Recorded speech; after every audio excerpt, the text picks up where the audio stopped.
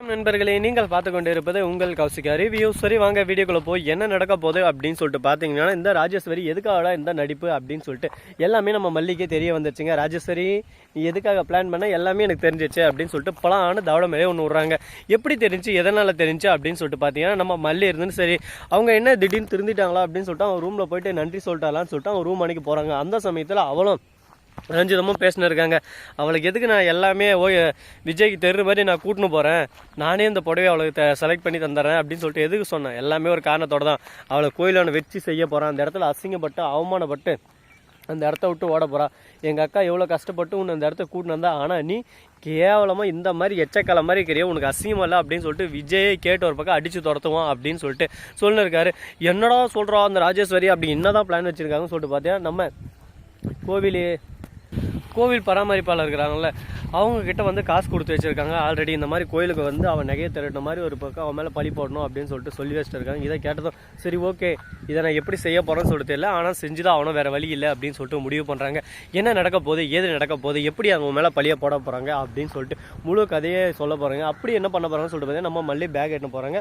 கோயில் நிர்வாகி என்ன சொல்கிறாருன்னு சொல்லிட்டு பார்த்தீங்கன்னா, நீங்கள் வீட்டுக்கு போகக்கூடாது, இந்த கோயிலுக்கு நீங்கள் ரொம்பவே ஸ்பெஷலான கெஸ்ட்டு, நீங்கள் கோயிலானே தங்கிக்கலாம் அப்படின்னு சொல்லிட்டு சொல்கிறாங்க. நைட் நேரத்தில் இந்த மாதிரி அங்கங்கன்னு சொல்லிட்டு உள்ளெல்லாம் போகிறாங்க. சரி நம்ம விஜய் ராஜேஸ்வரி இருக்காங்களா, அவங்ககிட்ட நகையை பார்த்துக்க சொல்லி கொடுக்குறாங்க. ஏன்னா அவங்க தான் நகையெல்லாம் வாங்கி தந்தது, அந்த டைமில் கொடுக்குறாங்க. அதை வந்து மல்லி பேக்கில் எடுத்து வச்சுறாங்க. மல்லி இருந்துன்னு தெரியாதில்ல எங்கே இருக்குது என்ன இருக்குன்னு சொல்லிட்டு அடுத்த நாள் காலையில் வந்து எல்லாத்தையும் தேடி பார்க்குறாங்க, எங்கேயுமே கிடைக்கல. ஐயோ மிஸ் ஆயிடுச்சு, தெரிஞ்சு அசிங்கமாக போயிருமே அப்படின்னு சொல்லிட்டு ஃபீல் பண்ணுறாங்க. அவங்களும் வந்து கோயில் குருக்குரும் கேட்குறாங்க, என்னாச்சு மேடம் காசு எங்கே அப்படி நகையெல்லாம் எங்கே காசு எங்கன்னு சொல்லிட்டு கேட்குறாங்க. உடனே அது வந்து இப்படி சொல்கிறேன்னு தெரியல, கொஞ்ச நேரம் வெயிட் பண்ணுங்கள், அது சாமி அம்மன் அடியில் வந்து பூஜை பண்ணது, இப்போ மட்டும் அது இல்லையானா இங்கே இருக்கிற பக்தர்கள் எல்லாமே ஒரு பக்கம் ஆத்திரப்படுவாங்க, கோவப்படுவாங்க, நம்ம பேரே கெட்டு போயிடும் அப்படின்னு சொல்லிட்டு சொல்லியிருக்காங்க.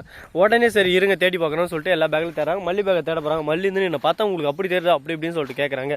அதெல்லாம் இல்லைம்மா ஃபஸ்ட்டு தேடணும் அப்படின்னு சொல்லிட்டு தேடுறாங்க. விஜயை எடுக்கிறாரு. விஜய் எடுத்துகிட்டு பல ஆடு ஒரு அடி விடுறாரு மல்லிக்கு. என்ன மல்லி இவ்வளோ கேவலமான வேலை செஞ்சுக்கிறேன், அசிங்கமல்ல உனக்கு, இத்தனை நாள் வீட்டில் கை வச்சுருந்தா, கம்பெனி காசில் கை வச்சுருந்தா, இப்போ வந்து கோயில் காசுலையும் கை வைக்கிறியா அப்படின்னு சொல்லிட்டு ரொம்பவே இழிவாக பேசுகிறாங்க. இதனால் கடுப்பான மல்லி இருந்தேன்னு என்ன சொல்கிறது ஏது சொல்கிறதுன்னு சொல்லிட்டு தெரியாமல் ரொம்பவே வெக்ஸ் ஆகிடுறாங்க. என்னடா இது இப்படி ஆகிப்போச்சு, இதுக்கு மேலே என்ன பண்ண போகிறோம் அப்படின்னு சொல்லிட்டு தெரியாமல் குழப்பத்தில் குழம்பி போயிட்டு இருக்காங்க.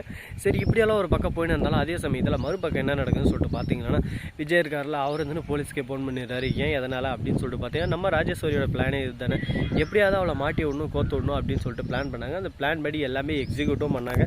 இப்போ வந்து கையும் களமாக மாட்டிக்க போகிறாங்க. இப்போ என்ன பண்ண போகிறாங்க ஏது பண்ண போகிறாங்கன்னு சொல்லிட்டு தெரியாமல் குழப்பத்தில் குழம்பி போயிட்டு நின்று இருக்காங்க. மல்லி இருந்து இதெல்லாம் நான் பண்ணலை, இதுக்கு எனக்கு எந்த சம்மந்தம் இல்லைன்னு சொல்லிட்டு அவங்களும் எவ்வளவோ வாக்குவாதத்தில் ஈடுபடுறாங்க.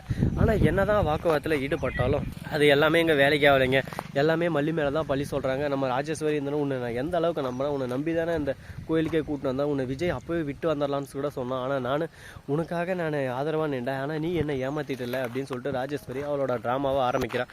இந்த ட்ராமா தாங்க இப்போ அல்டிமேட்டாக போயின்னு இருக்கேன். இந்த சமயத்தில் என்ன பண்ண போகிறாங்க ஏது பண்ண போகிறாங்க, இந்த பிரச்சனை எப்படி தவிர்க்க போகிறாங்கன்னு சொல்லிட்டு நமக்கும் ஒன்றும் புரியல. மேலும் மேலும் பிரச்சனை வளர்ந்துன்னு போயினே இருக்குது. இந்த பிரச்சனை முறியெடுக்குன்னா இதுக்கு ஒரே ஒரு ஆப்ஷன் தாங்க இருக்குது. அப்படி என்ன வழி ஏது அப்படின்னு சொல்லிட்டு பார்த்தீங்கன்னா, நம்ம மல்லி இருக்காங்கல்ல, அவங்க இருந்தாலும் ஒரே வார்த்தை தான் சொல்கிறாங்க, ஆமாம் இதை நான் தான் எடுத்தேன் அப்படின்னு சொல்லிட்டு ஓப்பனாக சொல்லிடுறாங்க.